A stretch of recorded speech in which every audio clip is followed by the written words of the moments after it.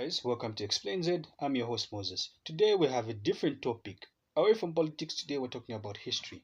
A history of a great woman. Most of you will be surprised, right? Why a woman? How? Why is he focusing on her? And before we go further, we're going to say this quote which says, behind every great man there is a great woman.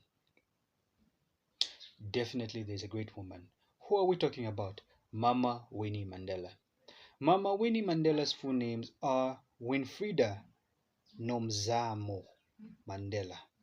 The Nomzamo name, which means the one who tries, the one who strives, the one who never gives up, in short.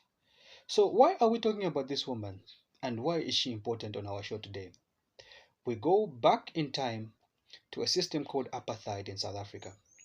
Apartheid was a system where whites segregated different minority groups, put them in strategic areas because they knew division of a country is the country's greatest weakness.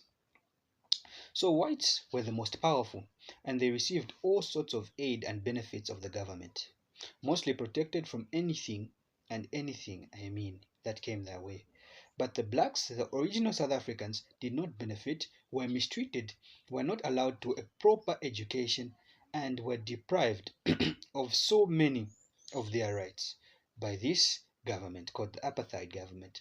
So, how does Mama Winnie become a significant pillar in this topic we have today? So, Mama Winnie is not just the wife of former President Nelson Mandela. She is also a woman who stood firm while President Nelson Mandela was imprisoned for 27 years. She was one of the frontliners who fought for the liberation of the country while Nelson was in prison. And it's so bad that most people don't know about her history and don't focus on her importance in the liberation of South Africa. After reading and doing my research on her, I saw the importance of a woman in society. That women are not just important in society, but in governance as well. So I tell all women, please learn about Mama Winnie, and it is your time to involve yourself in politics, in current affairs, and in the things that benefit our society today. Because without women, men are nothing. So let's go in further to talk about Mama Winnie and her importance on the liberation of South Africa. Mama Winnie, while President Mandela was arrested, was one of the frontliners. She always refused to keep quiet. At the time of her husband being arrested, if she was a coward, she would be a person who would have kept quiet and said, because my husband has been arrested, I as well will keep quiet. I do not want to put more tension and I don't want any more pressure upon myself and my two kids. But what did she say? She said, I am a leader. When a lion is not present, the lioness picks up the position of the lion and will have to roar and not just gather food for the children but will protect the pack. That was Mama Winnie Mandela. She was both a lion and a lioness at the same time, providing and fighting for the liberation of South Africa. This woman deserves, I don't know, we need to honor her more, not just by words or statues, but by actions. So, Mama Winnie, after President Nelson Mandela was arrested, Mama Winnie picked up all the pieces and started the fight. She picked it head on. So, what did she do? She was more focused on Johannesburg, Soweto. That's where her residence was at the time. She formed marches. She formed mobilization meetings. She told the youth not just by sitting home and to march on streets to protest against the government. She was one of the frontliners. Very important in the liberation of South Africa, Mama Winnie.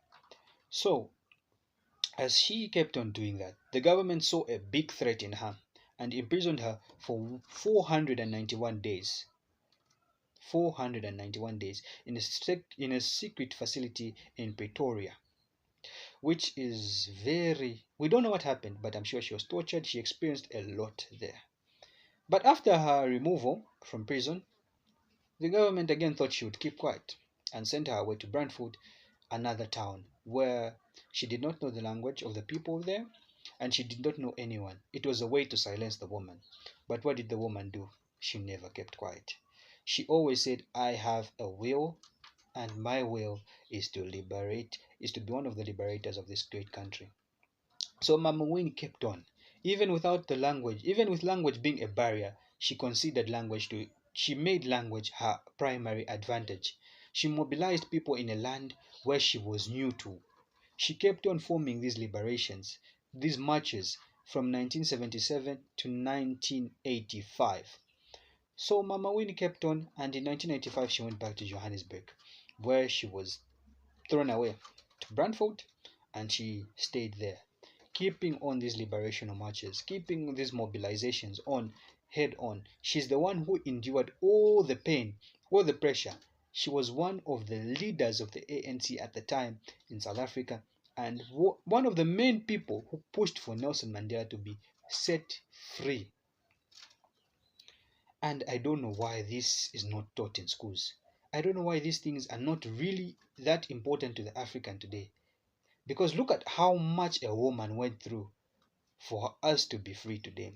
Look at how much, like, it's very, very hard for you to say, can a woman do that alone without a man on her side?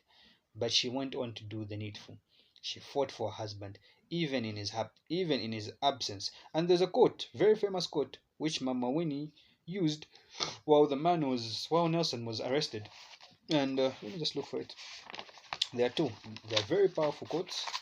The first one is, they think because they have put my husband on an island that he will be forgotten, but they are wrong. I'll read it once again. They think because they have put my husband on an island, they think he will be forgotten, but they are wrong. The second one is, I am a product of the masses of my country and the product of my enemies.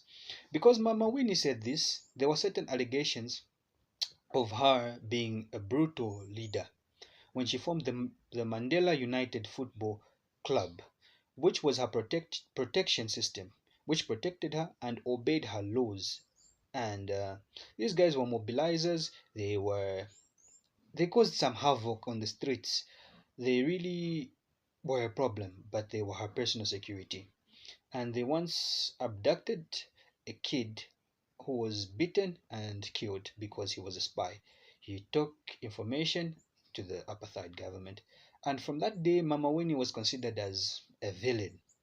But not knowing the real importance of her heroism, of her great stature, this woman was really great. So people after that time considered her as, no, because she did that, she's a very bad person. Because she did that, her name was somehow like reduced, and everyone focused on Nelson Mandela, who had more of a reconciliation type of leadership plan. But that's all I had for you. Follow me for the next one. Tell me which African leader we'll have to talk about on African Leader Week. And always research on who we are as a people. Africans should never forget where we come from. I think this is the type of information we should be taught in schools. It should be one of the most important things which define Africa. Because I say Africa is not just a country or a continent or a specific type of people who have black skin. We are more than that. We are people who've gone through slavery, people who've gone through apartheid, people who've gone through pain, atrocities of the highest caliber, and we've survived that. We are people who've never given up, people who've always been people of a sound mind, resilient, and unbendable. So, Africa is not just a continent, it's the people who define the continent. I was your host, Moses Shipili. Follow me, leave a like. Thank you very much.